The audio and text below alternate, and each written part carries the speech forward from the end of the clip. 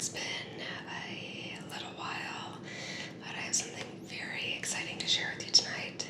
Is Croatian wine.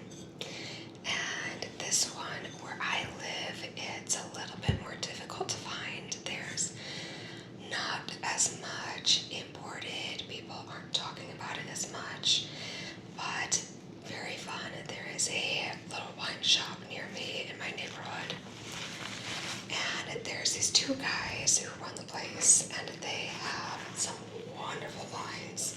So I went in and talked with them and bought this along with a couple other things. I am going to just polish a glass here for you.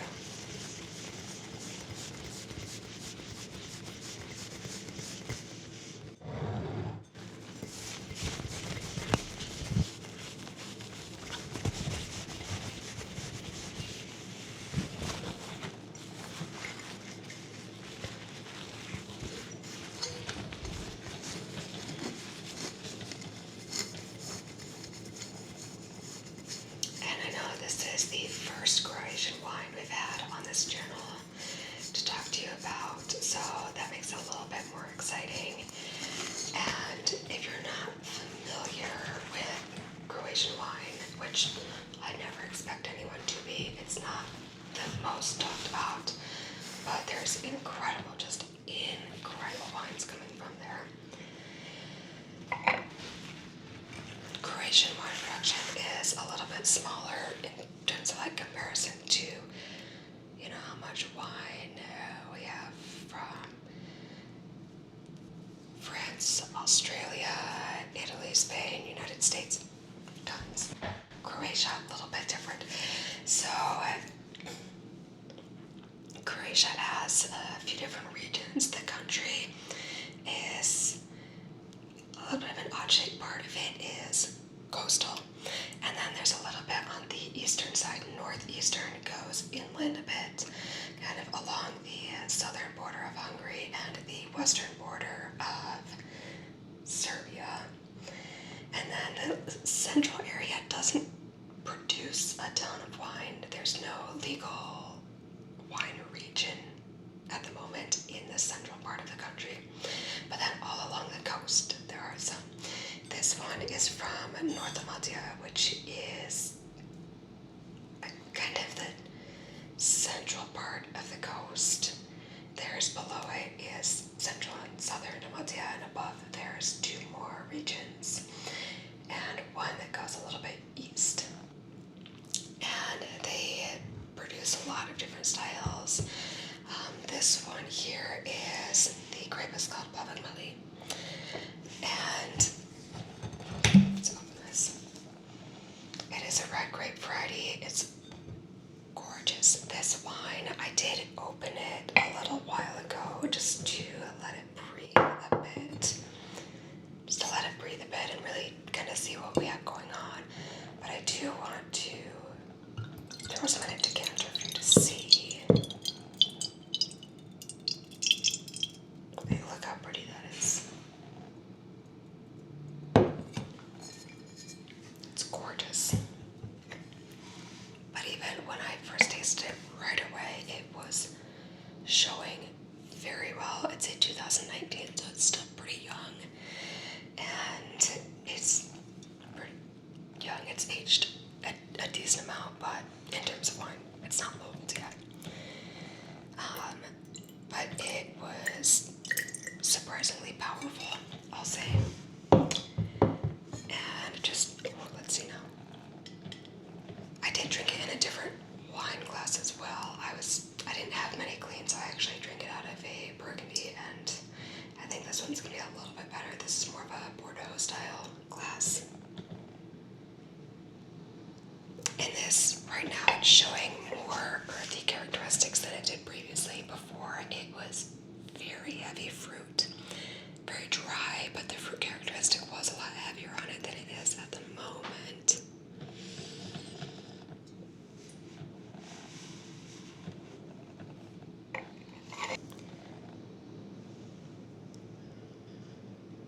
Right now, to me, yes, it is showing a lot of red fruit, a lot of red cherry, and pretty young smelling cherry on it, but there's a lot of earth that comes through. showing so much more fruit when I first opened it, and now there's a lot of other characteristics coming out. It has a really nice floral note on it, kind of like a violet note, which I adore.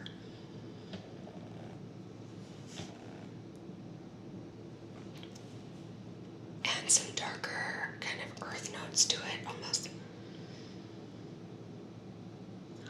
a little bit dirty, but overall I'd still call it a very clean wine. And oh, I'm so excited to taste this.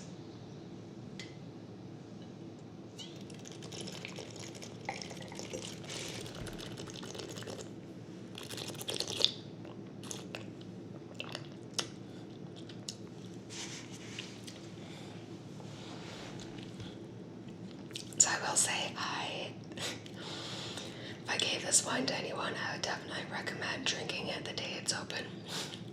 I waited a little bit too long, but it's still wonderful. It has a little bit of almost like a balsamic type of flavor going on there, which reminds me of, say, like a proposal from Dalmatia. And oh, it's gorgeous. It's still gorgeous. It's on its last day right now, but I'm still loving it. And it has lasted a surprising amount of time. I did open this quite a few days ago and kept last minute running out of time to film. So I'm very happy that it's tasting really nice right now. And I am very excited to be back into doing these videos for you. I know a few of you have given me some ideas on videos, and I have a lot to work on. Hopefully I'll have a bit more time to do this, because I do love it. I love to teach, and I love to make relaxing content for you. I love aSOMMr. I do. I still listen to it every day, and I adore creating it. And I really want to introduce you all to some new things, and that's why I'm so excited to have Croatian wine right now for you.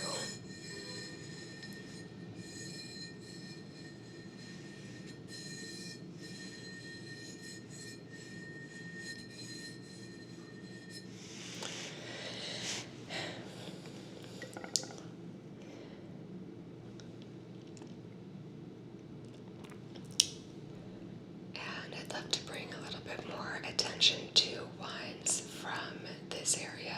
I will gladly do tastings of some Greek wines in the future as well, and I have a few favorite Serbian wines.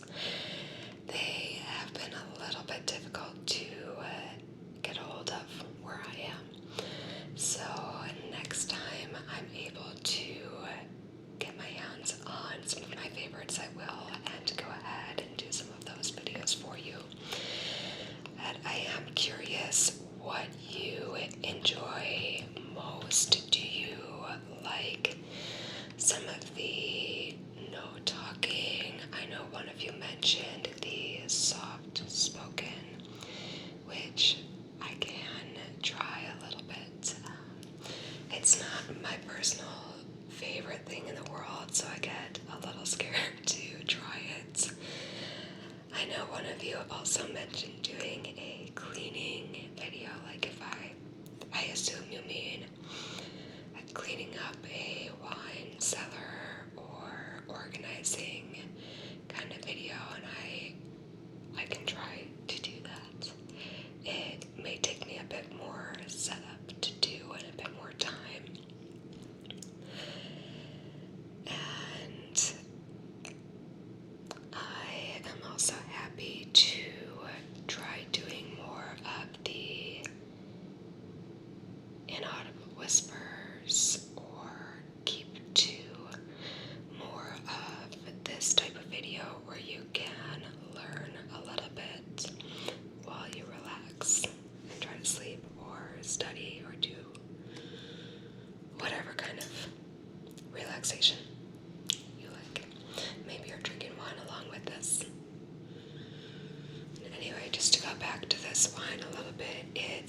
very, very clear. It's like I can read straight through this. There is a little bit of variation on the rim, which does tell me a bit about its age because this is a 4-year-old wine. So with red wines, they lose color as they age. White wines will gain color as they age. And this one is losing when I go like this here, especially if I have something white underneath. I can see that it is deeper color in the center and a lot less color concentration around the edge, so that tells me that it likely has a bit of age to it. But the color is still very ruby-like. It doesn't have a lot of orange or brown to it, which can, one, tell me about different grape varieties, and two, tell me about age. And this one, it's, like I said, still very ruby in color. It doesn't really have staining on here, which would tell me about extraction and or the climate. Wines that have a lot of staining, like you would see color along the glass here, a lot of that can be from hot regions, and different grape varieties can do that. Different winemaking techniques can lend to that. But this one, I would say, has little to none. It has a moderately intense nose, and it has quite a bit of fruit and non-fruit characteristic coming through. So I do like to break that down into what's dominating the nose and the palate at first. Is it fruit dominant or not? Or is it equal? So when I smell this, I would say it's about equal. There's a lot of fruit and a lot of non-fruit, and it's very balanced on the nose.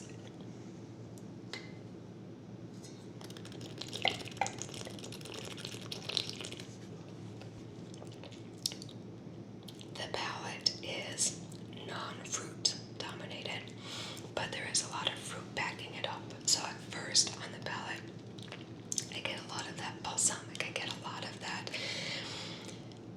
kind of almost dirty earthiness to it. It's not quite mushroomed. It's more like a leaf, like in the autumn, you know, when leaves fall on the ground. That's what I'm getting. That smell is what the wine tastes like, if that makes sense to you.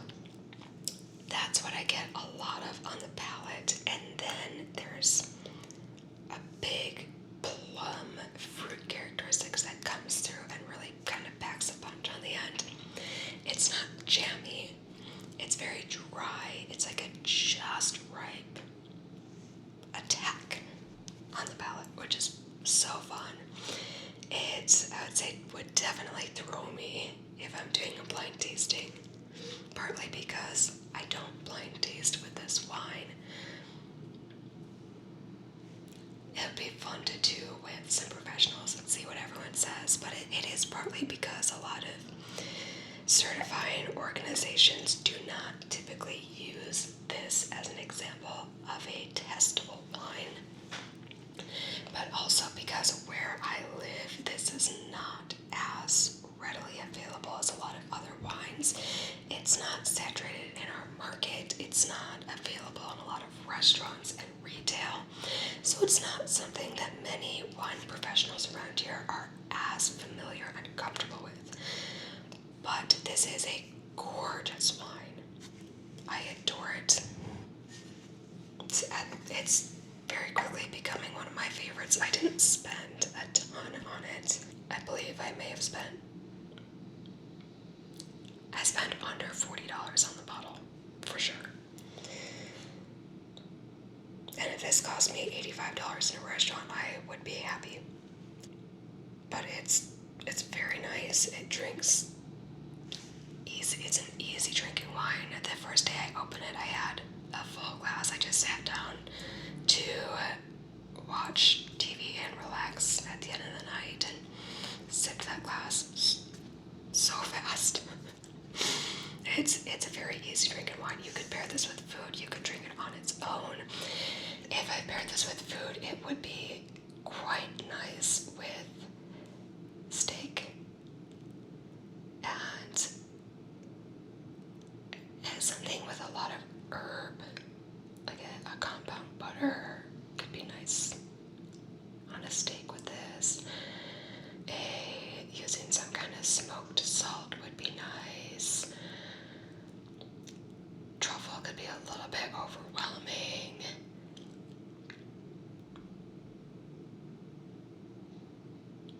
Using something with a cranberry in it could be beautiful. Yeah, there's many different ways you could go with this. Because texture-wise it is very smooth. It's kind of a moderate plus body, so it can overwhelm some things, but it's very food friendly, I would say. And I love it. This is fun. I hope you really enjoyed getting to know this a bit. And I think now I might try a little bit of soft spoken. So trying the soft spoken aSOMMr. This feels a little bit weird to me because it still doesn't sound like my regular voice. It's a little different. So let's just go through the wine. Zlatan Plavac from Croatia is a red grape variety that is mostly grown in the central and southern part of the coastal side of Croatia, and not so much found outside of the country. And let me read the back of the label. It says, in Croatia, if you are having guests over at your house and they bring a bottle of Zlatan, it usually means that they like you and that you're special. Zlatan's high-end Plavac Mali has been for many years the standard bearer of premium quality wine in Croatia. This wine is a softer and warmer expression of Plavac Mali with notes of coastal Dalmatian spice and herb, with which Zlatan sets the standard once again and proves that you don't have to break the bank to enjoy a splendid bottle of Croatian wine. Anyway, I hope you enjoyed this, and please go out, get yourself a bottle of Croatian wine and enjoy, because these are a beauty that you do